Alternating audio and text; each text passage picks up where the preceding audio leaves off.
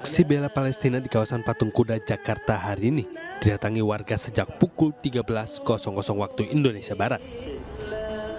Aksi diselenggarakan oleh ARI BP, Aliansi Rakyat Indonesia Bela Palestina, masyarakat umum, mahasiswa, serta sejumlah organisasi Islam. Aksi ini bertemakan bermiliar dukungan untuk Gaza dan Palestina.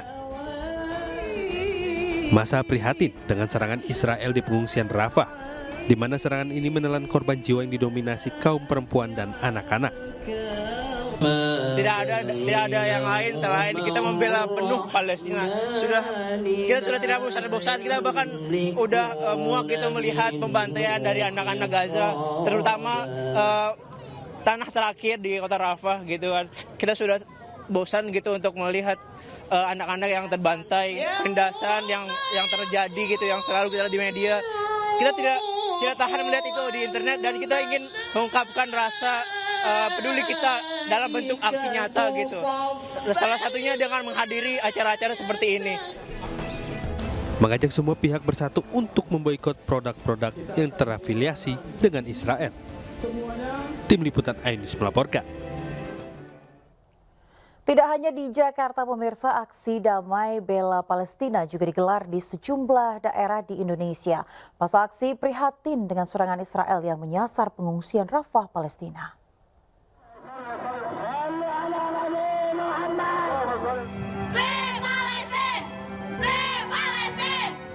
Sukabumi, Jawa Barat, ribuan umat muslim menggelar aksi bela Palestina dengan long march turun ke jalan mengelilingi jalan protokol menuju gedung Balai Kota Sukabumi. Dalam aksinya, ribuan massa dari berbagai ormas Islam ini mengecam genosida yang dilakukan Israel kepada rakyat Palestina. Penderitaan warga Palestina membuat ribuan umat muslim turut merasakan sakit yang luar biasa. Genosida di Palestina itu luar biasa, dan itu akan menyakiti kami sebagai umat Islam.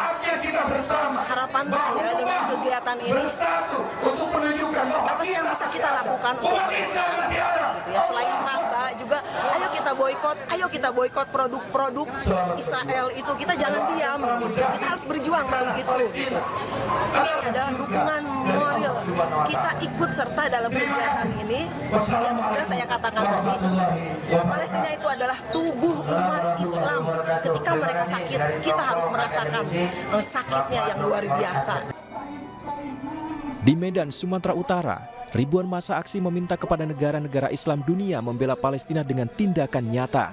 Kecaman dan seruan kemerdekaan serta boikot produk Israel saja dinilai tidak cukup untuk membela Palestina. Bergeraklah, tidak cukup dengan kecaman, tidak cukup dengan boikot. Turunkan tentara, perintahkan tentara, turunkan jenderal-jenderal, dan kami menyuruh kepada seluruh jenderal-jenderal, ketika penguasa-penguasa di negeri Anda tidak memerintahkan Anda, maka sesungguhnya Anda punya komando, Anda punya perintah, dan perintahkan tentara-tentara Anda untuk menyelamatkan saudara-saudara kita yang ada di Palestina. Palembang, Sumatera Selatan.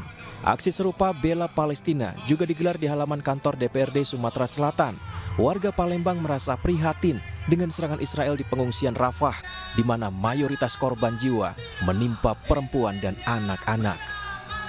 Terakhir pengungsian Rafah, camp di Rafah sebagai tempat mengungsi terakhir dari para penduduk Palestina pun dibombardir oleh tentara-tentara Israel.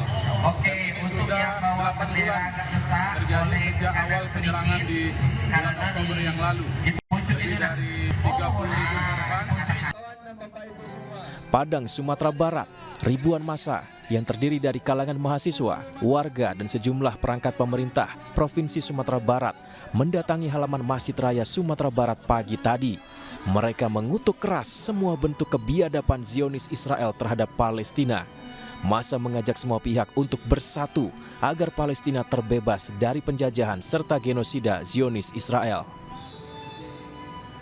Dari Padang, Sumatera Barat, Palembang, Sumatera Selatan, Medan, Sumatera Utara, dan Sukabumi, Jawa Barat, Tim Liputan iNews melaporkan.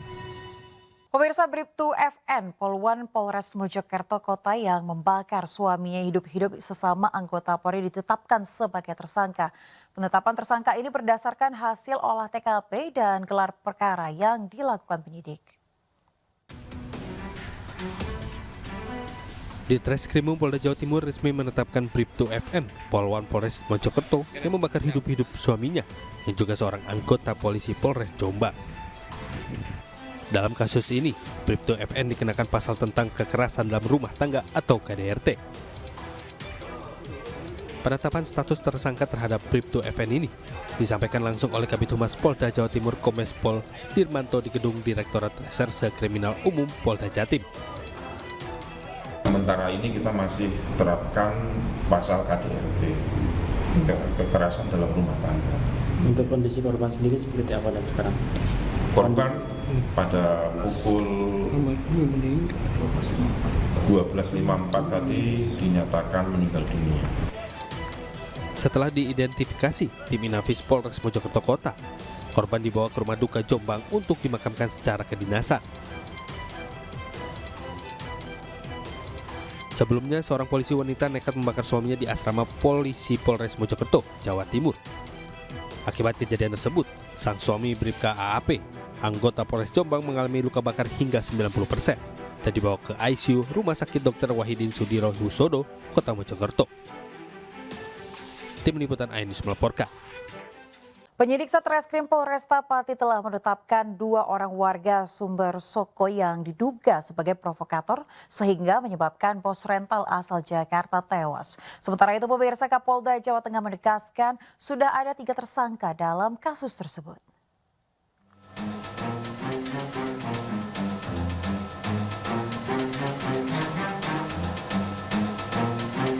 Kapolda Jawa Tengah Irjen Pol Ahmad Lutfi saat ditemui di sebuah acara menegaskan polisi sudah melakukan pemeriksaan terhadap 19 saksi dan menetapkan 3 orang sebagai tersangka dalam kasus pengeroyokan 4 orang laki-laki yang salah satunya tewas.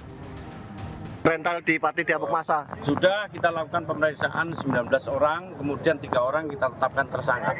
Sudah tersangka.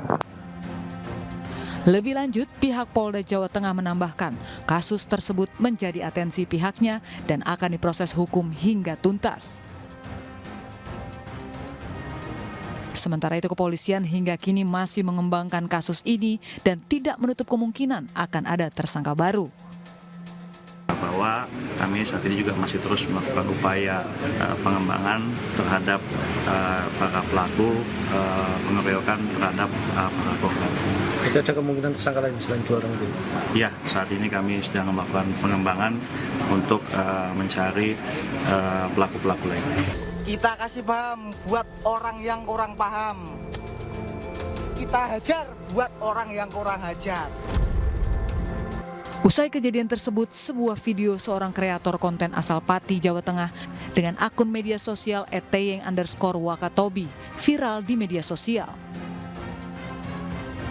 Pria berjuluk Gigi Racing ini diduga terlibat penganiayaan terhadap bos rental asal Jakarta yang tewas saat hendak mengambil mobilnya.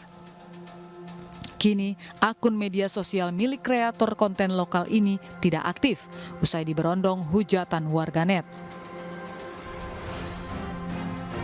Sebelumnya, seorang bos rental mobil asal Jakarta, BH, kehilangan salah satu mobil yang disewa seseorang. Mobil itu tak kunjung dikembalikan oleh penyewa. Setelah pengecekan GPS yang terpasang dalam mobil dan mengetahui lokasi mobil, korban bersama 3 rekannya mendatangi lokasi kejadian. Kemudian mereka pun hendak mengambil mobil itu menggunakan kunci cadangan. Lalu, warga yang melihat mengira korban dan 3 rekannya sebagai maling. Warga pun langsung mengeroyok korban dan 3 rekannya secara sadis hingga babak belur. Usai dianiaya, warga juga membakar mobil korban. Naas, sang pemilik rental meninggal dunia sementara 3 rekannya terluka parah. Tim Liputan iNews melaporkan. Kita beralih ke Bangka Belitung, pemirsa. Seorang pria di Bangka Barat tega menyandra istrinya sendiri dengan menggunakan senjata tajam. Aksi penyanderaan yang dilakukan ini membuat heboh warga.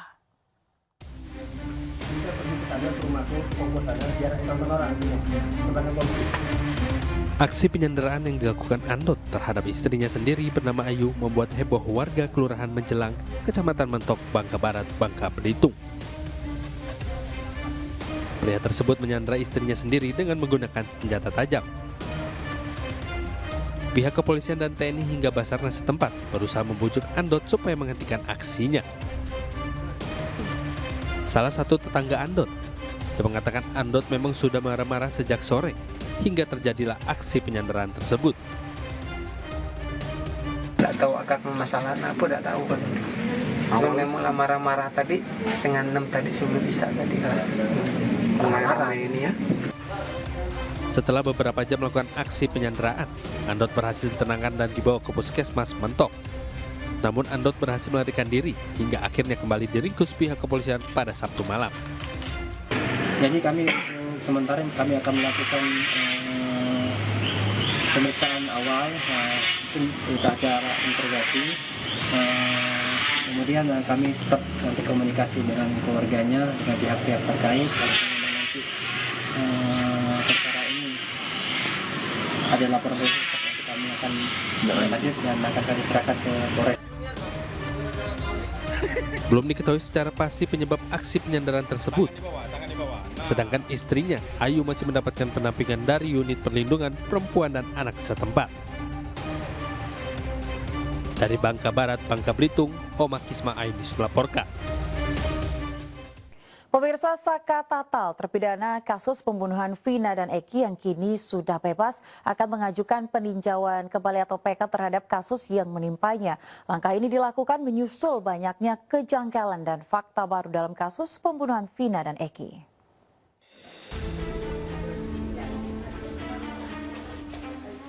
Melalui kuasa hukumnya yang diwakili 5 advokat dan dipimpin Farhad Abbas serta Krina Murti, langkah peninjauan kembali dilakukan menyusul adanya kejanggalan-kejanggalan dalam kasus Vina dan Eki ini. Apalagi sejumlah saksi banyak yang mencabut keterangannya di pengadilan. Ini membuktikan adanya ketidakkonsistenan dari para saksi begitu kasus ini mencuat kembali. Selain melakukan peninjauan kembali, kuasa hukum Saka Tatal juga akan melaporkan para saksi yang sudah berbohong di bawah sumpah ke polisi. Tetap akan melakukan upaya peninjauan kembali. Saya nggak mau menyalahin polisi sekarang ataupun apapun. Nanti kita cari keputusan terbaik, pasti ketahuan semuanya. Nah, kemudian rencana kami juga akan melaporkan saksi-saksi yang berbohong itu. Ya, sepakat. Saksi yang berbohong kita laporkan, ya. Walaupun mereka mencabut, sekarang sudah kita syukuri, tapi kita akan laporkan bahwa ada keterangan saksi palsu di situ. Karena merugikan daripada Saka Tatal. Pasti. Nah, kedua, kemudian buat kalau tadi yang komplain bahwa polisi-polisi pensiun nongol, ada sebagian purnawirawan yang betul-betul mendukung agar kasus ini terang. Ada. Mereka adalah purnawirawan intelek. Ada juga purnawirawan yang nakut-nakutin kita, ada. Kalau kita salah ngomong katanya kita mau dikena undang-undang ITE. Ada, ya kan? Nah, kemudian buat pengacara-pengacara saya sarankan, kalian tampil di sini sebagai pembela, jangan sebagai pembelot. Sementara itu, selain melakukan peninjauan kembali, kuasa hukum juga akan mengajukan permohonan perlindungan Saka Tatal ke LPSK. Hal itu dilakukan agar Saka Tatal bisa terlindungi lantaran sebagai saksi dan korban. Dari Cirebon, Jawa Barat, Miftahuddin, iNews melaporkan.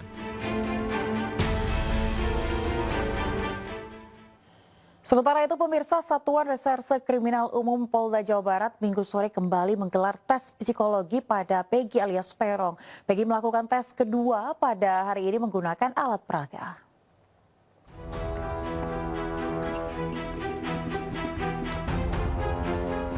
Peggy alias Peron kembali menjalani tes psikologi di Gedung Direktorat Kriminal Umum Polda Jawa Barat, Kota Bandung, Jawa Barat. Hari ini Peggy nampak tidak didampingi keluarganya menjalani pengujian tersebut. Dari agenda penyidik, Peggy akan diberikan materi pengujian psikologi dengan alat peraga. Informasinya Peggy akan menjalani tes menggambar dan menulis. Tim psikolog bahwa hari ini memang diadakan tes lanjutan. Artinya rangkaian dari kegiatan kemarin. Hari ini rencananya bahwa klien kami akan dites kejiwaannya dengan menggunakan alat, kan gitu ya. Yang tadi disampaikan juga oleh rekan kami bahwa dengan alat itu nanti bisa dinilai pada umur 18 tahun ini kepribadian seperti apa, begitu. Ya. Alatnya apa aja Pak?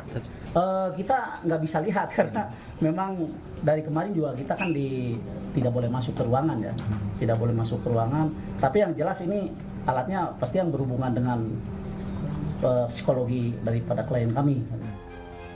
Meski kuasa hukum Peggy selalu ikut mendampingi pengujian psikologi tersebut, namun sayang tim kuasa hukum tidak bisa ikut masuk ke dalam ruang pengujian.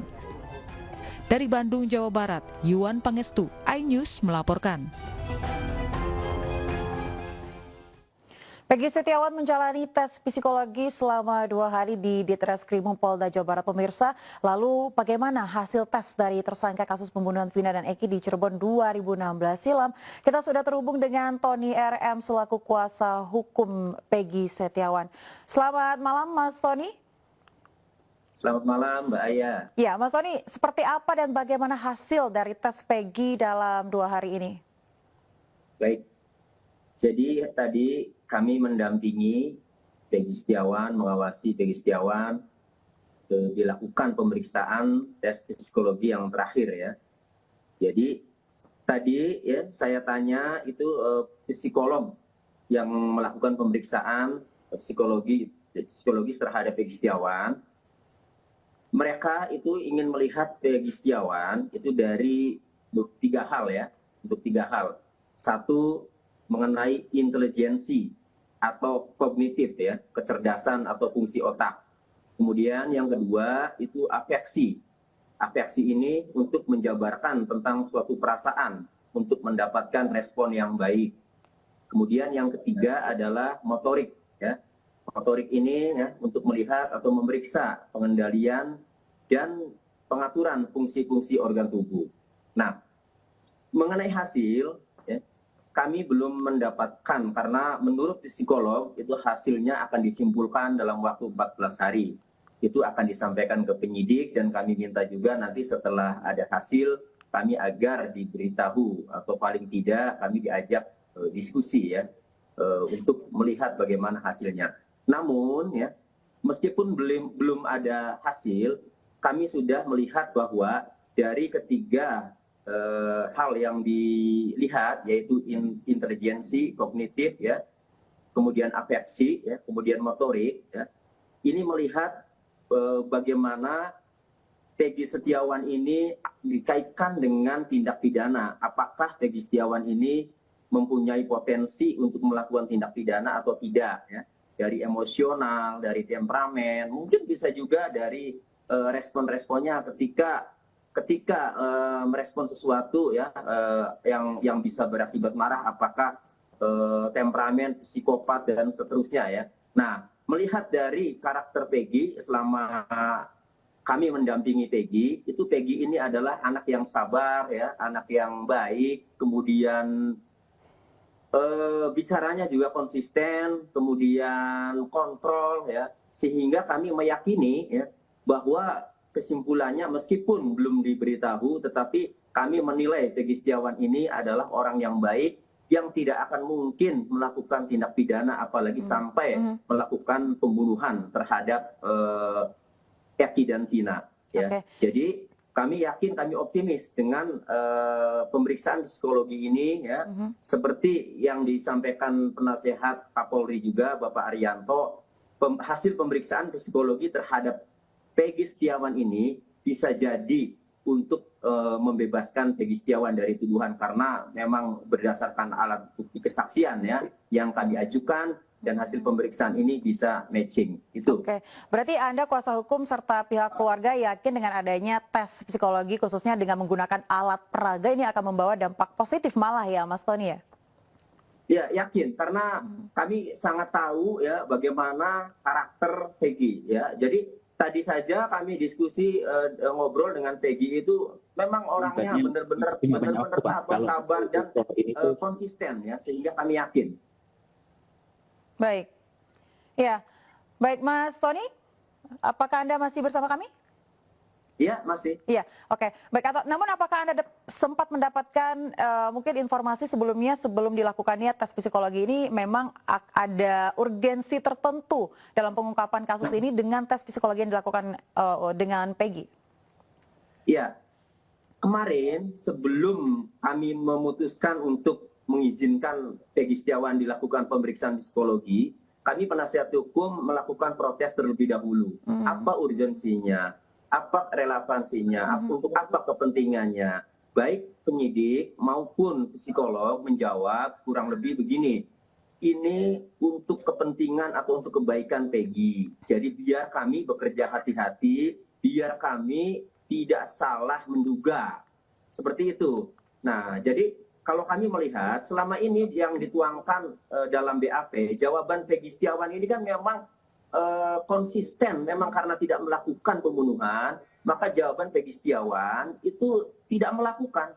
Sampai memunculkan teman-teman kerjanya ketika tanggal 27 Agustus 2016, itu artinya Peggy Setiawan konsisten. Nah, kemudian karena Peggy Setiawan konsisten ini, kami melihat coba dilakukan tes psikologi atau pemeriksaan psikologi. Ada tidak dari kejiwaannya itu potensi-potensi yang bisa melakukan tindak pidana. Nah, baik. Mas Tony, berarti kita tinggal menunggu seperti apa hasilnya dalam waktu sekitar 14 hari ya, Mas Tony ya? Baik, terima kasih Mas Tony atas waktu Anda bersama dengan Anies Malam. Salam sehat. لبيك اللهم لبيك لبيك لا شريك لك لبيك إن الحمد والنعمة لك والملك لا شريك لك.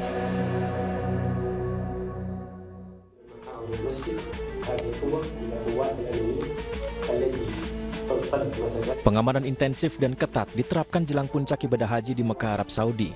Pemerintah telah menyiapkan gugus tugas demi kelancaran ibadah haji 2024. Gugus tugas merupakan gabungan Angkatan Darat dan Udara Arab Saudi, Angkatan Khusus, Angkatan Pertahanan Sipil Haji, dan Paspor Kontrol. Gugus tugas berkolaborasi dengan banyak pihak mulai dari lintas kementerian, masyarakat umum, tenaga medis yang disebar di Mekah dan Madinah. Demi mencegah berbagai macam gangguan yang berpotensi jalannya keamanan dan keselamatan jemaah haji, tim gugus tugas meminta seluruh jemaah memastikan kelengkapan dokumen saat akan memasuki area Amsyair, Arafah, Musdalifah, dan Mina. سواء المرورية أو الأمنية أو دوريات حفظ النظام في مراكز الضبط الأمني وعلى مداخل مكة المكرمة والمشاعر المقدسة وكذلك والطرق المؤدية إليها. وأيضا هذا العام استهدفنا أيضا أن يكون لنا قوات خاصة في المواقيت لمنع تدفق الحجاج الذين لا يحملون تصاريح نظامية. هناك أيضا إدارات وتنظيم المرورية على جميع الطرق أيضا في المناطق المحيطة بالمنطقة المركزية والمشاعر المقدسة. نهدف أيضا إلى رفع مستوى جودة هذه الخطط وأيضا إلى وصول الحجاج إلى منطقاهم سواء يوم التروية أو أثناء التصعيد أو النفرة بجسر وسهولة. Mematuhi aturan, salah satunya dengan menggunakan visa haji menjadi syarat mutlak bagi para jemaah, di mana pihak pengamanan dan keamanan Arab Saudi mencatat sejauh ini telah ada 153.000 jemaah yang masuk dengan visa non-haji dan mendapatkan sanksi tegas. Dari Mekah, Arab Saudi, tim liputan iNews melaporkan. Ya pemirsa, untuk mengetahui seperti apa informasi terkini ibadah haji 2024 sudah ada Suhud Nur Fadli di Mekah, Arab Saudi. Assalamualaikum, selamat malam waktu Jakarta. Suhud, seperti apa informasi terkini soal ibadah haji di sana? Ya, selamat petang waktu Mekah, Arab Saudi, Aya.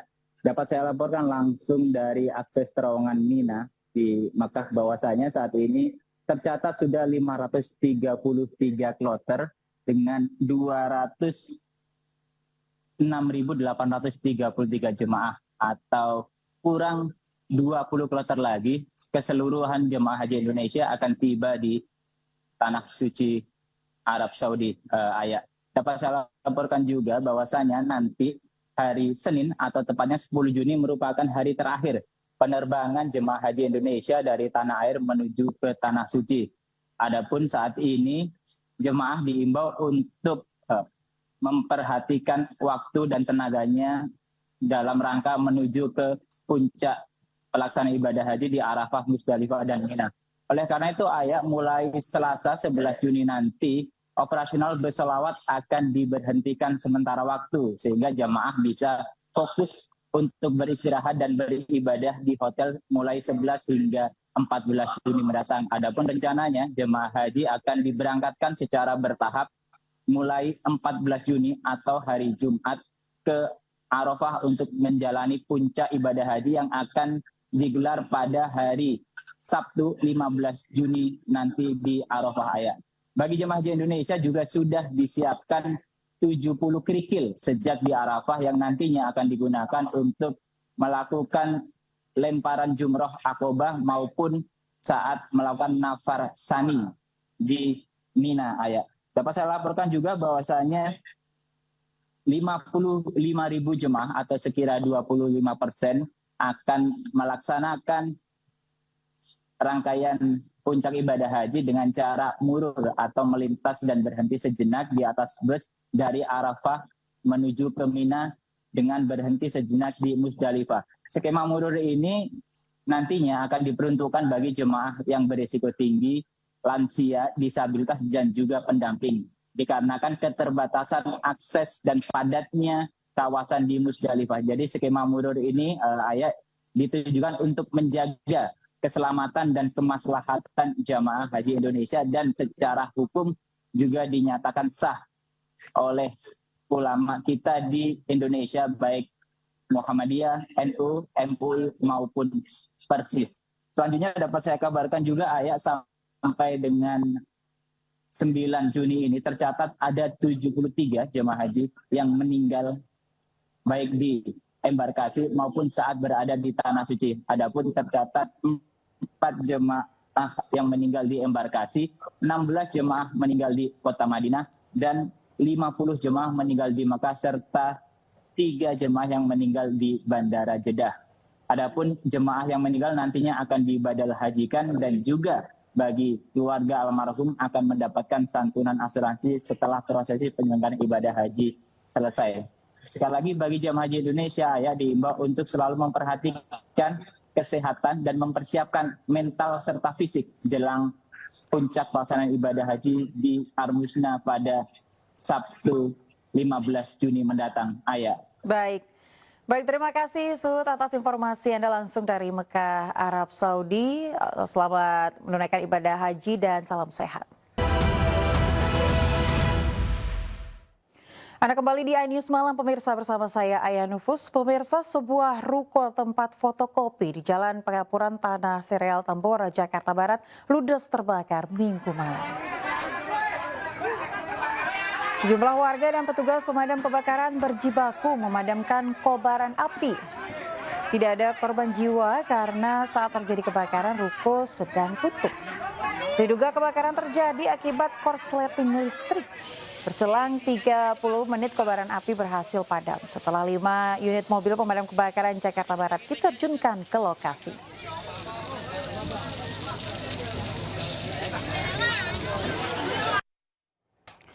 Kita ke informasi lainnya, pemirsa. Bribtu FN, Polwan Polres Mojokerto Kota yang membakar suami hidup-hidup sesama anggota polisi ditetapkan sebagai tersangka. Pelaku diduga kesal korban menggunakan uang belanja untuk judi online. Di Treskrimum Polda Jawa Timur resmi menetapkan Bribtu FN, Polwan Polres Mojokerto yang membakar hidup-hidup suaminya yang juga seorang anggota polisi Polres Jombang. Dalam kasus ini, Bribtu FN dikenakan pasal tentang kekerasan dalam rumah tangga atau KDRT. Penetapan status tersangka terhadap Bribtu FN ini disampaikan langsung oleh Kabid Humas Polda Jawa Timur Kombes Pol Dirmanto di Gedung Direktorat Reserse Kriminal Umum Polda Jatim. Sementara ini kita masih terapkan pasal KDRT, kekerasan dalam rumah tangga. Untuk kondisi korban sendiri seperti apa dan sekarang? Korban pada pukul 12.54 tadi dinyatakan meninggal dunia. Setelah diidentifikasi, tim Inafis Polres Mojokerto Kota, korban dibawa ke rumah duka Jombang untuk dimakamkan secara kedinasan. Sebelumnya, seorang polisi wanita nekat membakar suaminya di asrama polisi Polres Mojokerto, Jawa Timur. Akibat kejadian tersebut, sang suami Bribka AAP, anggota Polres Jombang, mengalami luka bakar hingga 90%. dan dibawa ke ICU Rumah Sakit Dr. Wahidin Sudirohusodo, Kota Mojokerto. Tim Liputan iNews melaporkan. Sementara itu, pemirsa, jenazah Bribtu RDW anggota Polres Jombang yang meninggal akibat dibakar istrinya dimakamkan di kampung halamannya di Kabupaten Jombang, Jawa Timur. Kedatangan jenazah disambut tangis sedih keluarga dan tetangganya di Desa Sumberjo, Kecamatan Pelandaan, Kabupaten Jombang, Jawa Timur. Korban menghembuskan nafas terakhir akibat luka bakar hingga 90% di sekujur tubuhnya. Jenazah korban diantar menuju ke tempat peristirahatan terakhir dan dimakamkan dengan prosesi pemakaman secara militer. Dugaan sementara, pelaku membakar suaminya karena kesal korban menghabiskan uang belanja untuk judi online. Ketua Umum PSI Kaisang Pangarep berbicara mengenai keinginannya berduet dengan Anies Baswedan di Pilkada Jakarta 2024. Informasinya sesaat lagi, janganlah kemana-mana.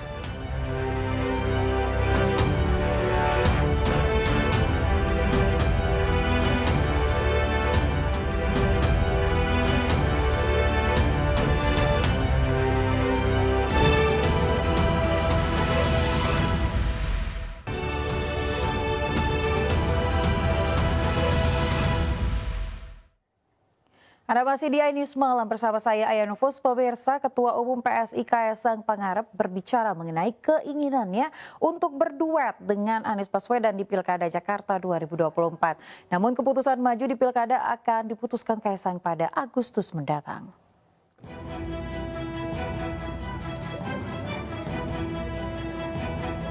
Ketua Umum PSI Kaisang Pangarep berbicara mengenai keinginan dirinya untuk ikut dalam Pilkada Jakarta 2024.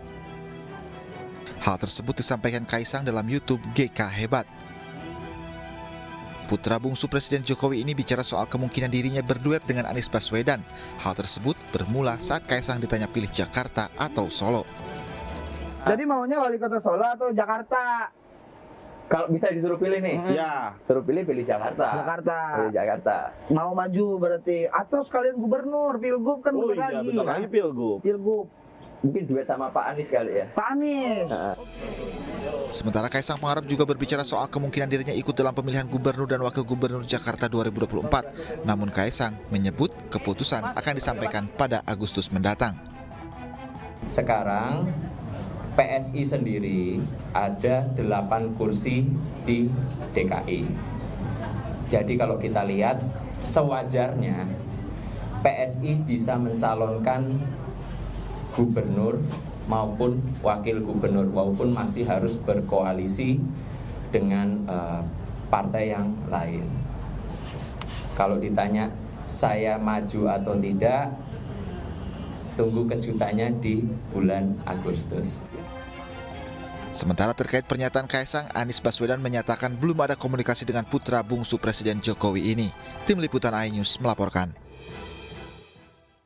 Sementara itu, pemirsa, Wali Kota Medan Bobi Nasution berencana maju di Pilkada Sumatera Utara. Suami dari Kahiyang Ayu ini mulai mendatangi sejumlah partai untuk dapat dukungan.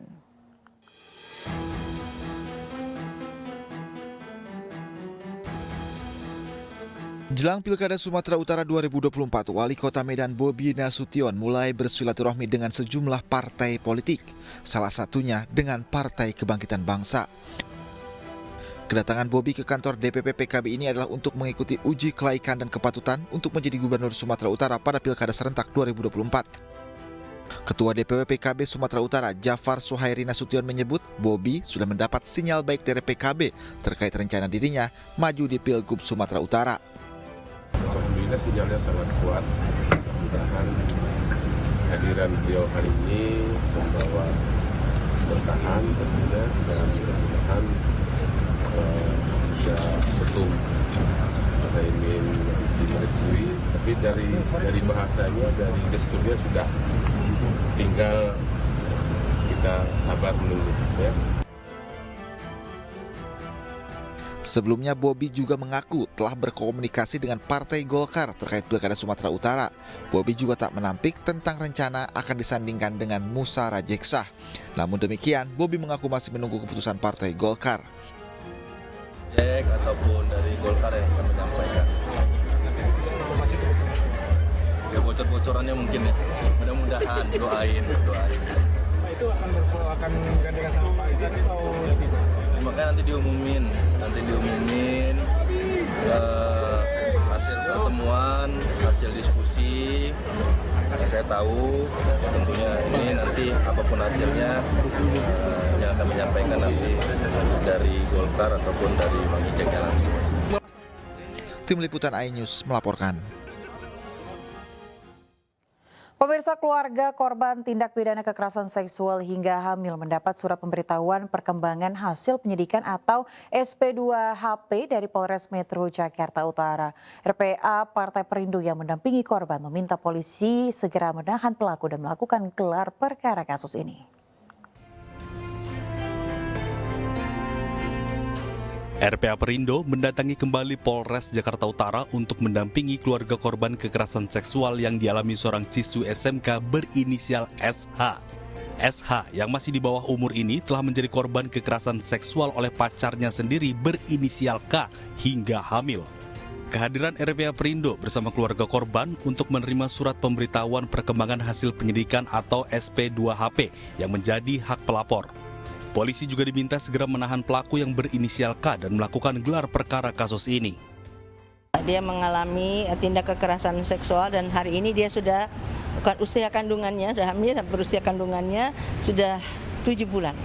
Kami dipanggil untuk mendapatkan surat SP2HP di mana nanti akan digelarkan gelar perkara. Kita sudah ketemu sama penyidiknya dan kita minta bagaimana perkembangan perkara yang sudah ditangani oleh penyidiknya, di mana kita sudah melakukan pendampingan membuat laporan polisi pada bulan Maret. Tak hanya melakukan pendampingan hukum, RPA Perindo juga melakukan pendampingan psikologis dan memastikan agar korban tetap dapat melanjutkan pendidikannya. Dari Jakarta, LCKC, Adi Supriyatna, iNews melaporkan.